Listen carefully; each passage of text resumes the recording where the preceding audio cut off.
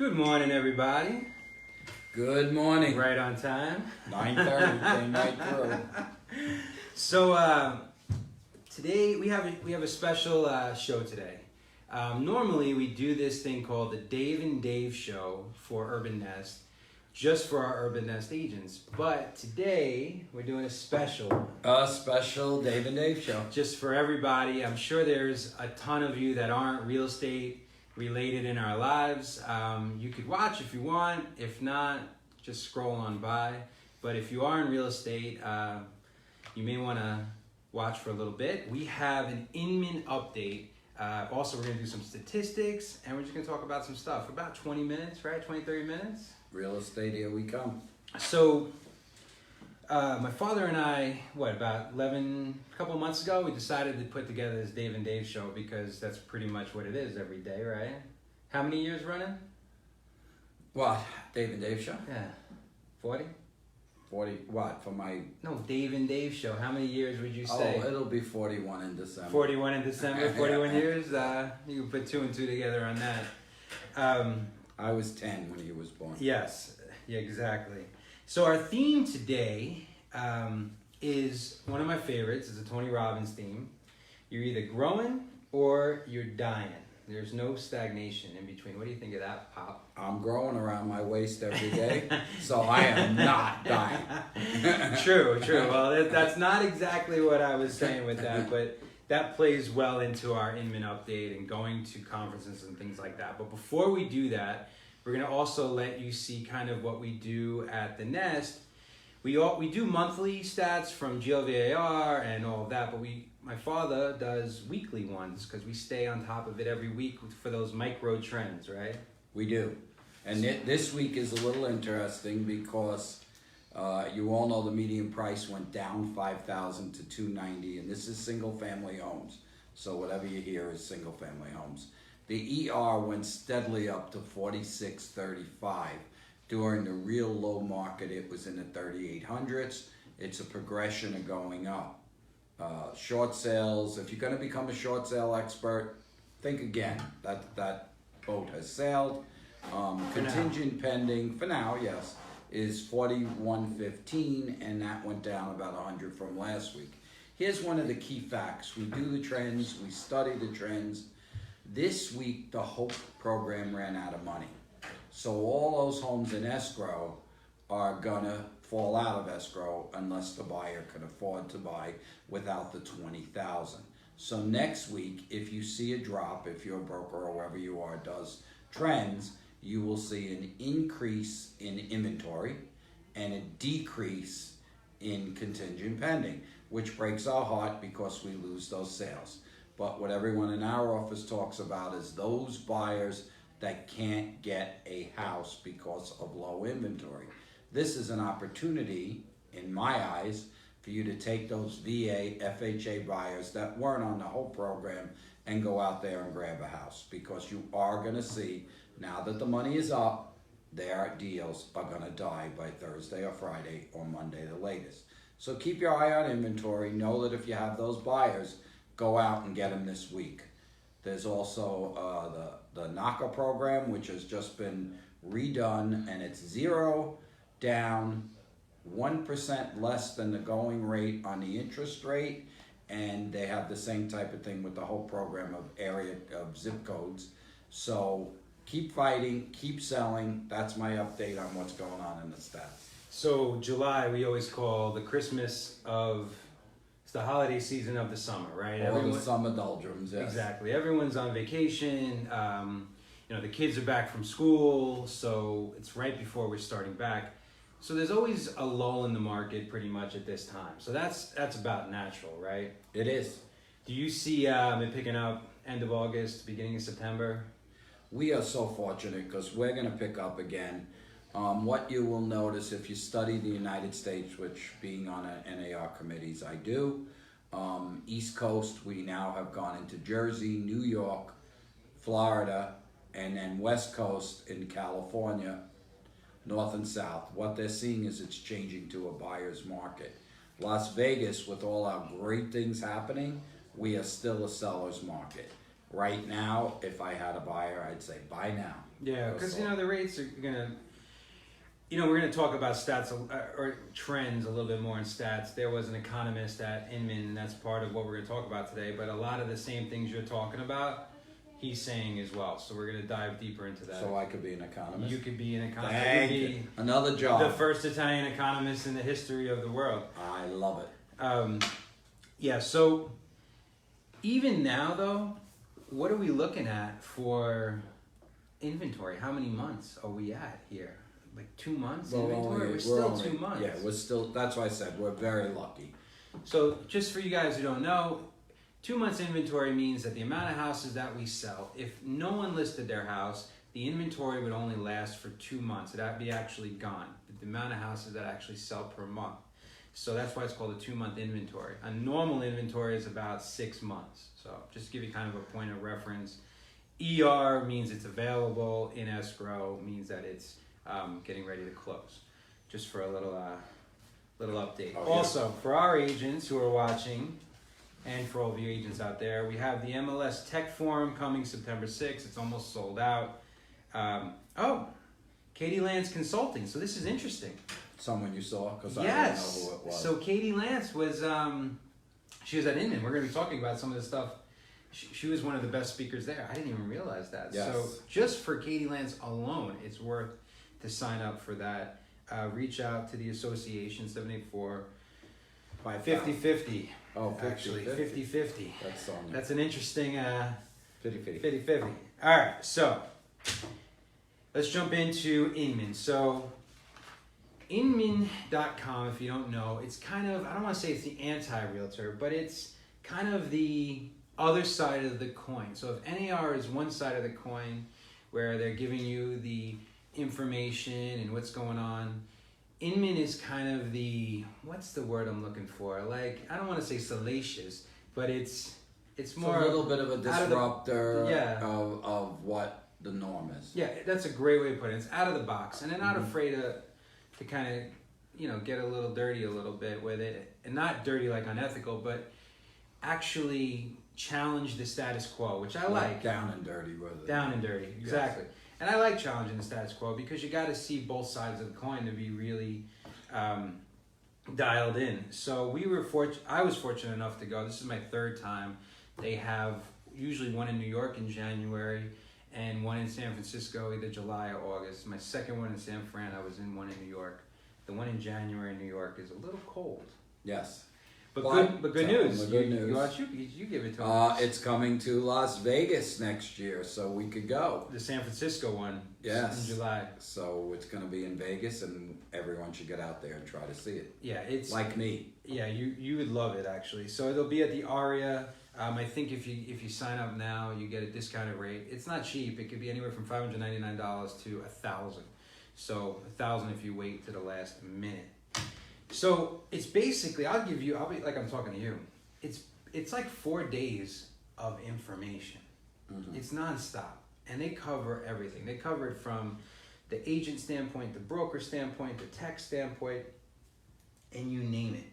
One of the number one things that I really liked was even though there was so much tech, you know what they talked about a lot is still the best way to build business and have a successful career. Relationships. And it was interesting because there were a lot of speakers there. I go, we know we're at a tech conference, but it's all about taking that relationship-based business and leveraging it with tech tools. That's the difference. I always use the iPod experience. Remember iPods? It was just iPods. You listen to music on it. People put 4,000 songs on it and you listen. That's kind of like the tech version. But there's some people who still like listening to, what are they called? What are those things you put round and around? Cassettes? Records? Records, oh. So Vinyl. The experience though on an iPod is still not as good as watching it live or listening to it on a record. So I always believe it's a culmination of the two. It's kind of like me and you. You're like the record. I knew I was going to. And I'm like the iPod, right? Yeah. But it's true. You get both ways of it. How about a CD? Can I be a CD? No, we're gonna go with it. We gotta have some distance between us. Okay. So that's what Inman's about. It's awesome, and you learn so much. They have just great speakers. So they opened it up with just trends of what's going on in the market, and I'm just going to run through them, and then you pick any you want to talk about. So the top 10 trends were the iBuyers, right? So that's like the open doors and whatnot. Predictive Analytics is where they take all the analytics that they can get their hands on, and they try to predict who's going to sell next, right? So you can niche market. Google AI, which is artificial intelligence, and the rise of the virtual brokerages like EXP, tight inventory, agent M&As. So agent mergers and acquisitions, which means agents are actually big teams are merging, and their businesses are being purchased. So that's something interesting where That's viable. you make sure your database is clean. Another reason why to have the CRM ready. You could actually sell your database, which is, I thought was pretty cool. It's like a pension.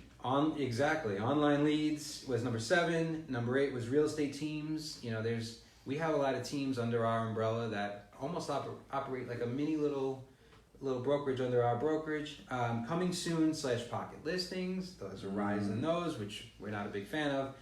And then the next frontier, like what's next? Anything that stands out on this for you? I'll just talk about the open doors and all the rest. The first thing we talked about that Dave and I both answered together is relationships. There is no relationship on any of these type of systems that are going through for real estate. So I watched the Purple Bricks today, and the only thing their thing was if you want it cheap, if you want it cheap, if you want it cheap. Real estate, man, it's your biggest investment. I want somebody doing everything right and holding my hand. Yep. Because it is not a common thing unless you're an investor. And cheap is cheap. Cheap is as cheap does, and I'm going to take a great company. So I don't fear them. But I love them. I don't fear them. Yeah. There's a market out there for them. Obviously, if any of you check stats, they have no market share compared to the top 20 brokerages. They're not in it.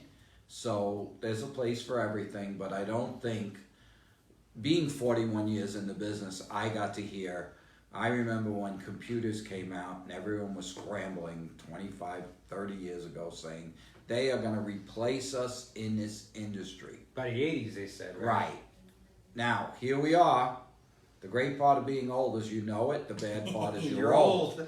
But no one is ever going to replace us. It's always going to come down to that agent that's going to bring you along the way, help you on every part of the transaction. So I love that they're there. I love what they're saying, but I'm not going to believe that they're going to be anything but a minor part of our industry. Here's why I love it. Because it forces, I've seen some videos out there like, going after these groups, call your top financial people and tell them what a bad deal they are. I don't believe in that. I think that's being unfair to different models.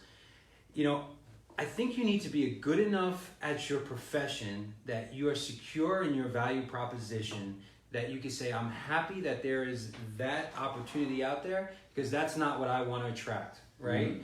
And I did a Facebook Live the other day for our internal group. Are you a $775 an hour attorney? Are you a $400 an hour attorney? Or are you $99 an hour attorney? There's nothing wrong with all three, right? But even if you're not charging $775 an hour, wouldn't you want to have the expertise, the professionalism, the knowledge, all of those things that require being at the top of your game?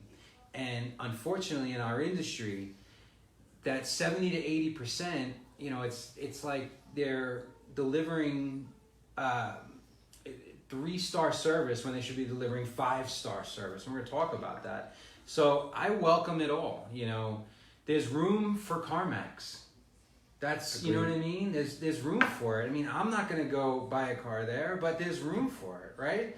So are you the Jaguar dealership? Are you CarMax? Well, just the ad now on cars where you could go online, pick your car, have it delivered to you and never see it. There's those buyers. Me, I want to look at it. I want to drive it. I want to feel it. But you got to be an informational agent and be giving all that knowledge. And the last thing, I still haven't seen the computer the bot or even the robot that's going to hold your hand. So we believe in this, like the higher the tech we get, the higher the touch that is going to be required.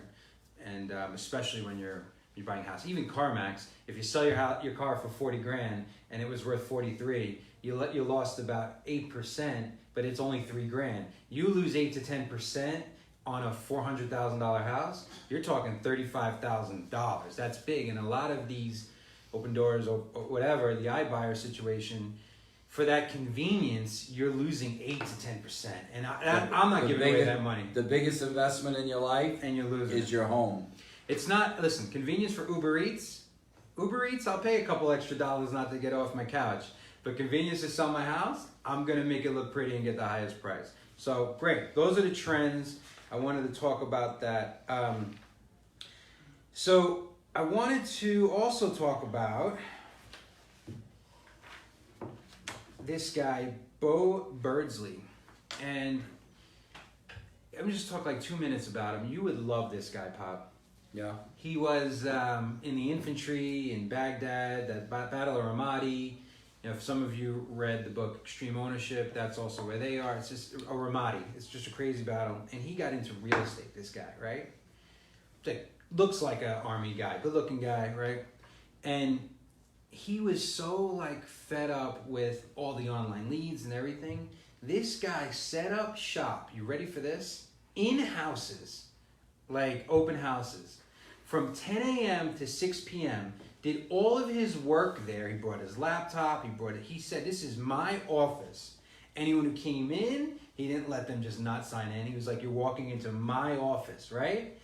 And he's already doing like 40 transactions a year. So I'm not saying like you got to put in the grunt work, because he calls it grunt work, but there's no excuse not to be a successful agent. No. This guy was like, I'm going to take the hard way. He door knocks, he calls them knock and drop, right? Kind of like drop bys. And he just outworks the competition. And I think in our business sometimes, people are just, they want the easy way out too much. They just think that it's going to come to them. And I know you talk about it all the time. I know it's old school, but it's a good way of doing business, right? Work hard, it'll come to you. Especially in high end. We were talking about that the other day. A little known secret, right? High end, open houses. Open houses, that's how you get in it. Yeah, you sit open houses in luxury in a luxury listing, you will probably get 2 or 3 Luxury great buyers. Yeah. It's people and people. So I just wanted to mention him for a second because I thought that was awesome. Okay. Got a lot of notes there, young man. You know, I already talked about that. You can set yourself apart by delivering 7-star service in a 3-star industry, which is almost a shame, right? You could do so much more. This is another little side tidbit. This woman, Sue Pinky Benson, she had a devastating issue in her life, lost a child. Her and her husband moved to another state to just get her completely away. Understand that. Just to get out of there. But she also told us about the journey she did about moving to another state, already being a high-producing agent, and how can she become another high-producing agent in a place that she doesn't know anyone? I had that journey. You did, exactly. So it's funny, the 3 things that she said, 2 of the ones, the first one I know is the big one, but when we do top producer panels here, right, we've had some great people on our top producer panels. One of the questions I love to ask is, could you duplicate your success anywhere? Like if I dropped you out of a plane, could you do it again? What's the first thing you would do if I moved you to Wyoming? Retire. No, when I came here 21 years ago, the only one I knew was you. Yeah. And I was in a company where I was in the top 1%, so I came as a newbie that knew no one, didn't know the place, and Number 1, you started meeting people.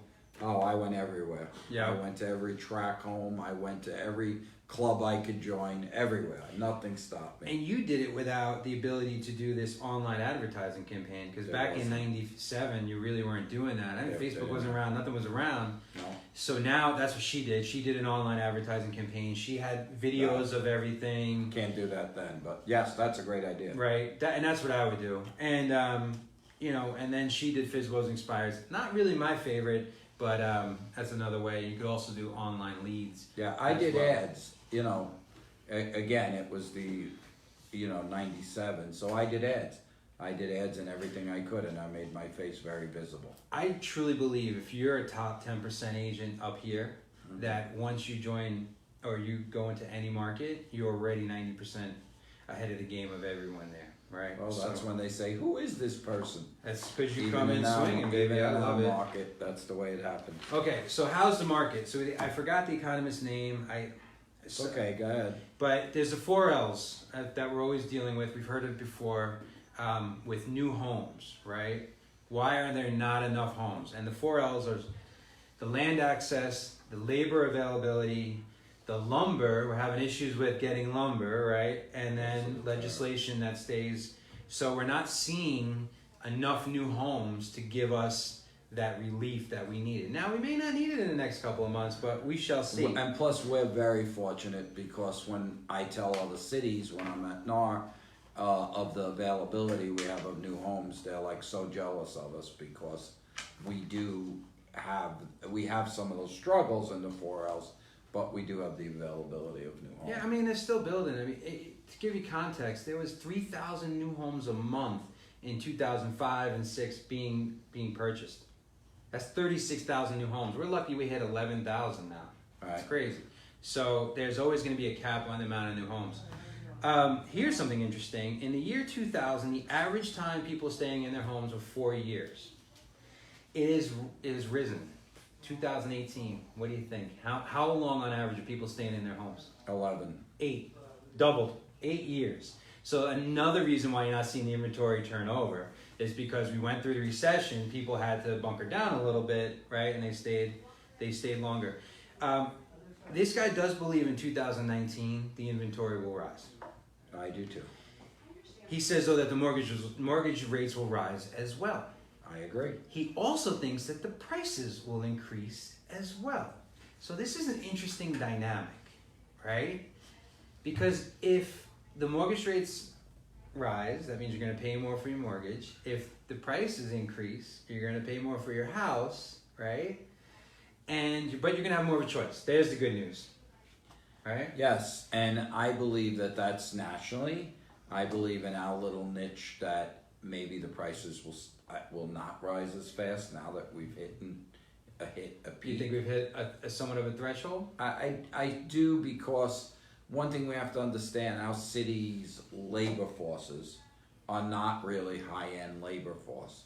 So if we kept building to high-end product or more expensive product, that niche would be very hard to fill. Keep in mind, the median price, not for new homes, we don't have a blended rate, but for new homes, the median price, I don't have the information, It's but like $339, almost. it's higher than it was in 2008. It's very high. The median for resale, though, is still lower than our high. Our high 290, is yeah. 290. It was 315 back in 2007-8. The high was 315. So we're still a good 25,000, about 7-8% below our high. So that's enough context. And our rates were like 6 or 7% back then. Right. So it's still an amazing deal. He thinks, though, that the 5% mortgage, that's going to be a 2019 story, not a 2018 story. Interesting, right? Mm-hmm. So also, something to think about with mortgages, this is interesting. Every 1% increase in mortgage rates decreases your buying power by 10%. It's called the 1 in 10 rule. I thought that was super interesting. Mm-hmm. And he said, no bubble. No bubble. Well, we don't have a bubble in any way. It's local. And a little shout out to the millennials. I'm right on the cusp between Gen X and millennial. Me too. I'm a Gen X though. No, I'm a millennial. 70.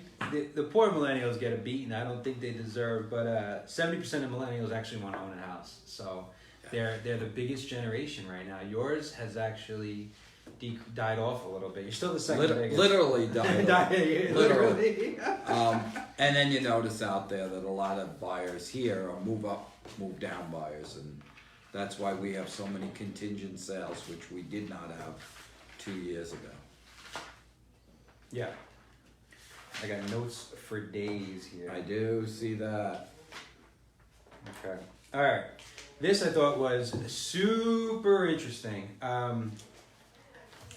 It's called behavioral design, and I don't want to lose you on this, but it has a lot to do with what we're doing right now, video. And now this is where, regardless of what industry you're in, you should be paying attention. Not even at Inman, I got a stat from a class I went to that 80% of all content will be consumed by video by the end of next year. So it's going to be, you're already seeing it, you're seeing it right here. People connect to video. Well, I do. Right? And here's what's interesting. Now that we have the actual data to back it up. So this woman did all this psychology about it, right, around it, that our faces have become the brand, but brains can't tell the difference between seeing a face on screen and seeing a face in real life. So your actual brain connects on video as it would as personally seen. Isn't that interesting? I would have bet against that a million. You would have believed that. I would, because you go on Facebook and you have Facebook friends. Some of them that you never even met that are in the industry. And what I do and what they do, if we do an interview, if they come in or we see them at an event, they hug you. And they go, how's your granddaughters? How the kids? How the kids? How's the house? Right. How's everything else?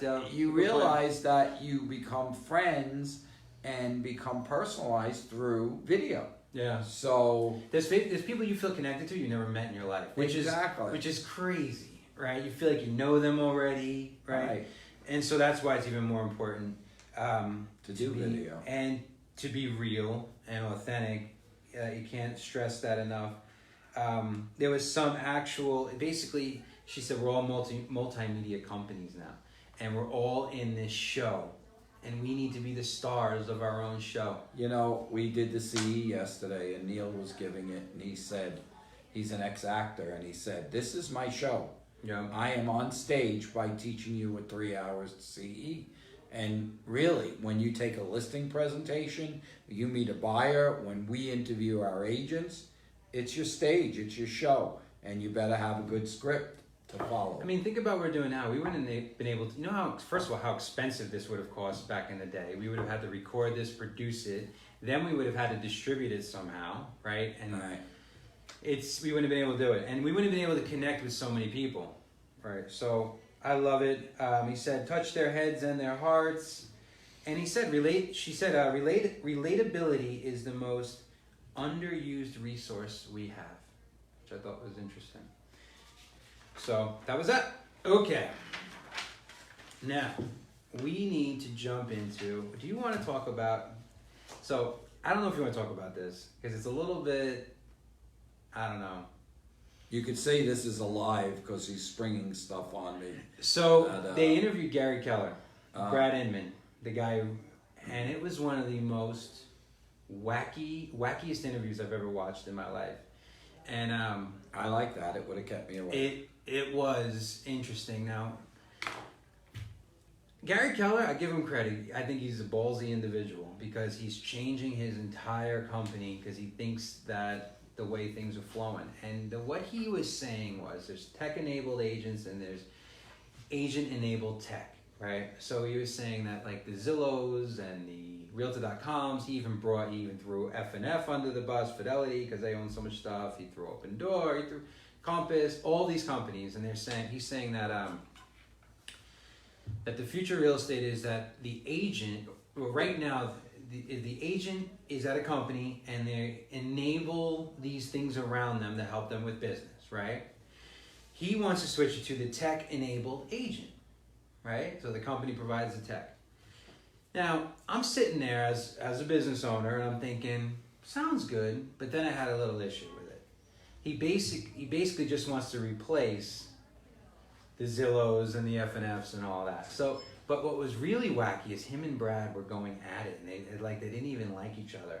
And Gary looked like he was delusional about the future because he's famously just said he's no longer a real estate company, he's a tech company.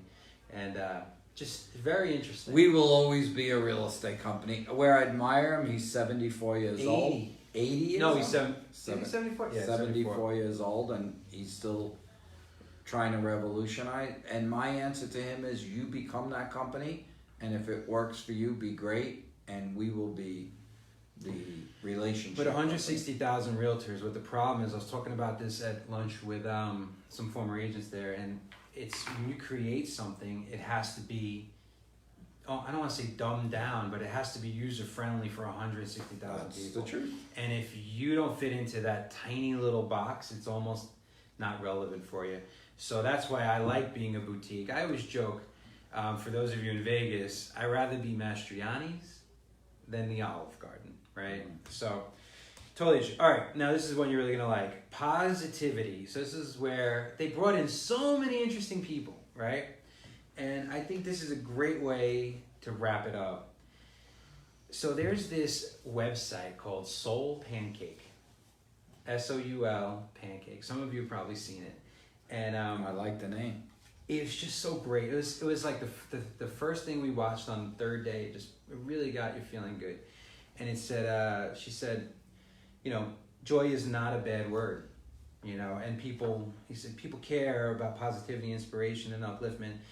So they did this study where they told a bunch of college kids to go out for the weekend and try to get as much joy as possible and come back on Monday, and they were going to measure their levels of joy. So they measured their level of joy first, and then, so of course, what did the kids do? They went out and did what? Drink and They party. drank. They drank and partied. They came back the next Monday, and their levels of joy and positivity decreased, right? I would think that. So then they said, just go do something for somebody the next weekend. It could be the smallest little thing. So they went out. I'm getting chills talking about it. They went out and they did something positive. They did something nice for somebody.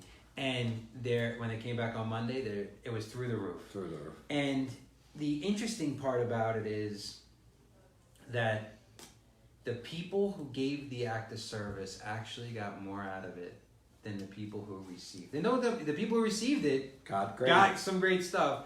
So I thought that was a great way.